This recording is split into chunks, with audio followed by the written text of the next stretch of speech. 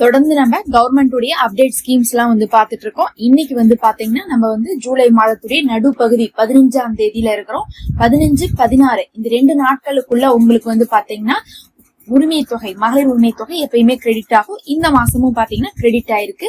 நிறைய பேருக்கு இன்னும் கிரெடிட் ஆகாம இருந்திருக்கும். காரணம் என்னன்னு பாத்தீங்கன்னா இது 48 மணி நேரத்துல உங்களுக்கு கிரெடிட் ஆகும். 15, 16 ஃபுல்லா 2 நாள் ஆனதுக்கு பிறகு பாத்தீங்கன்னா உங்களுக்கு தெரியும் கண்டிப்பா கிரெடிட் ஆயிருக்கும். பொதுவா பாத்தீங்கன்னா இந்த காசு அப்படிங்கறது நம்ம கடந்த 2 வருஷமாவே வாங்கிட்டு இருக்கோம். ஆனா இந்த ஆட்சி மாறும் போது என்ன சொன்னாங்க, 2500 ரூபாய் கிரெடிட் பண்ணுவோம் அப்படின்னு சொல்லியிருந்தாங்க. அதே சமயத்துல 2500 ரூபாய் சொன்னாலும் இன்னும் அந்த 2500 ரூபாய் அமலுக்கு வரல அப்படிங்கிறது நம்ம இந்த மாசமும் பார்க்க முடியுது. போன ஆட்சியுடைய 1000 ரூபாவை தான் இவங்க என்ன பண்ணிட்டு இருக்காங்க, கண்டினியூவா போட்டுட்டு இருக்காங்க. அப்ப நமக்கு இந்த மாசம் எவ்வளவு வந்திருக்குன்னு பாத்தீங்கன்னா 1000 ரூபாய் தான் வந்திருக்கு. அதே சமயத்துல யாருக்கு வந்திருக்கு யாருக்கு வரலன்னு பாத்தீங்கன்னா, யாரெல்லாம் இந்த கடைசியாக போன மாசம் வரை வாங்கிட்டு இருந்தாங்களோ அவங்க எல்லாருக்குமே வந்திருக்குது. அதுலயும் இந்த 60 வயசுக்கு மேல இருக்கவங்க எல்லாம் பிரிக்கிறதா சொல்லியிருந்தாங்க. பிரிக்கிறதுனா என்னன்னா, இந்த 60 வயசுக்கு மேல இருக்கவங்க எல்லாம் முதியோர் உரிமை தொகையில ஜாயின் பண்ணி விடுவோம் அப்படின்னாங்க.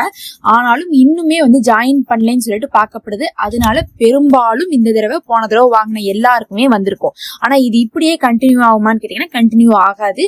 ஏன்னா இப்ப ஜெகதீஸ்வரி அவர்கள் என்ன சொல்லியிருக்காங்கன்னா, இது சம்பந்தமாக நாங்க என்ன பண்ண போறோம், ஃபர்ஸ்ட் இந்த லிஸ்ட் வாங்கிட்டு இருக்காங்கல்ல, வாங்கிட்டு இருக்கவங்க லிஸ்ட்ல இருந்து நாங்க பிரிக்க போறோம். முதல்ல 60 வயசுக்கு மேல இருக்கவங்கள பிரிப்போம். அடுத்தது பாத்தீங்கன்னா என்ன பண்ண போறோம்னா, இதுல இருக்கிற யாரெல்லாம் தகுதி இல்லாதவங்களோ நீக்க போறோம். தகுதி இல்லாதவங்கிறது எதை வச்சு கண்டுபிடிக்க போறாங்கன்னு பாத்தீங்கன்னா, அதாவது இதை வாங்குறதுக்குன்னு சொல்லிட்டு ஒரு சில நிபந்தனைகள் வச்சிருந்தாங்க. இத வாங்குறவங்கள்ட்ட கார் இருக்க கூடாது, சொந்த வீடு இருக்க கூடாது, வீட்டுல அதிகமானவங்க வருமானம் சம்பாதிக்க கூடியவங்களா இருக்க கூடாது, ஒருத்தவங்க தான் வருமானம் சம்பாதிக்கணும், வருடத்துடைய வருமானம் இவ்வளவுதான் இருக்கணும். இந்த மாதிரி நிறைய விஷயங்கள் இருந்துச்சு. அந்த மாதிரி என்ன சொல்றாங்கன்னா, அப்படி இருந்ததுல யாரெல்லாம் இப்ப தகுதிக்கு மீறி இருக்கிறாங்களோ அவங்கள நீக்க போறோம்னு சொல்லியிருக்காங்க. அது பாத்தீங்கன்னா ஒரு 3 வருஷம் ஆச்சு. இப்ப நம்ம காசு வாங்கிட்டு இருக்கோம்னா 3 வருஷத்துல நிறைய பேருடைய வாழ்வாதாரம் மாறி இருக்கும். எப்படி மாறி இருக்கும், அவங்களுடைய பையனோ பிள்ளையோ வேலைக்கு கூட போயிருக்கலாம். அப்படி வேலைக்கெல்லாம் போயிருந்தாங்கன்னா பல வருமானங்கள் வர ஆரம்பிச்சிடும். அவங்களுக்கு பொருளாதார உயர்வு கிடைச்சிருக்கும். அதே மாதிரி தொழில முன்னேறி இருக்கலாம், கார் வாங்கியிருக்கலாம், சொந்த வீடு வாங்கியிருக்கலாம். இந்த மாதிரி எல்லாம் இருக்கும். அந்த மாதிரி இருக்கவங்கள கண்டுபிடிச்சு நீக்கிறாங்க. அது இல்லாம பாத்தீங்கன்னா 60 வயசுல இருக்கிறவங்கள தனியா போடுறாங்கன்னு சொல்லிட்டோமா முதியோர் தொகைக்கு. இதெல்லாம் இல்லாம கடைசியா அப்ளை பண்ணிருப்பாங்கல்ல, அவங்கள மறுபரிசீலனை பண்றாங்க.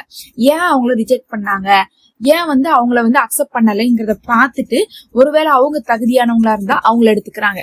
அதுக்கப்புறம் என்ன பண்றாங்கன்னா புது ஃபார்ம் வெளியிடுறாங்க. புது ஃபார்ம் அப்படிங்கிறது பாத்தீங்கன்னா என்னன்னா, இனிமேல் தான் நாங்க வாங்கணும், நான் அப்ளை பண்ணி எனக்கு இதுவரை கிடைச்சதே இல்ல அப்படின்னு சொல்றவங்க எல்லாருமே புது ஃபார்முக்கு போலாம்.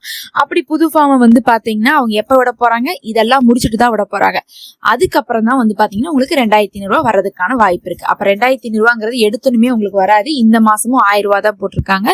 அடுத்தடுத்து வர பாத்தீங்கன்னா ஆட்களை எல்லாம் சேர்த்திட்டு கழிக்க வேண்டியதெல்லாம் கழிச்சுட்டு தான் உங்களுக்கு 2500 ரூபாய் கொடுப்பாங்க. அதே சமயத்துல 2500 ரூபாவை முதல் தடவையே கொடுக்க மாட்டாங்க.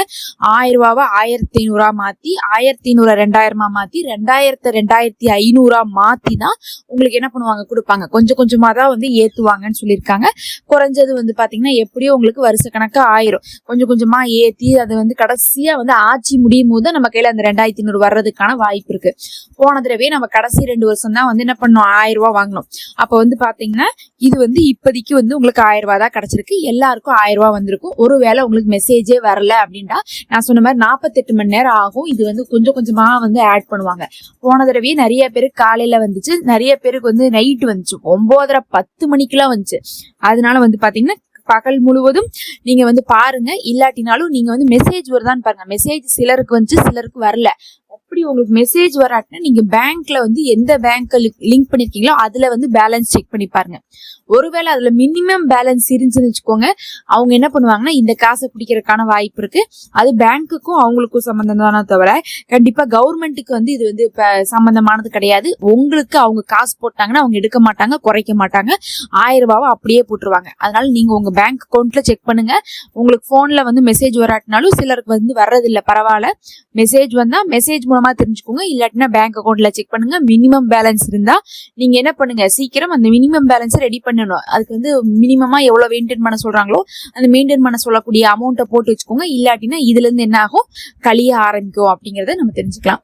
யாருக்காவது வரலைன்னா அவங்க மட்டும் கமெண்ட் பண்ணுங்க. நான் கடந்த மாசம் வாங்கினேன் ஆனா இந்த மாசம் வரல அப்படின்னு சொன்னீங்கன்னா என்ன காரணமா இருக்கும் அப்படிங்கறத நம்ம பார்க்கலாம்.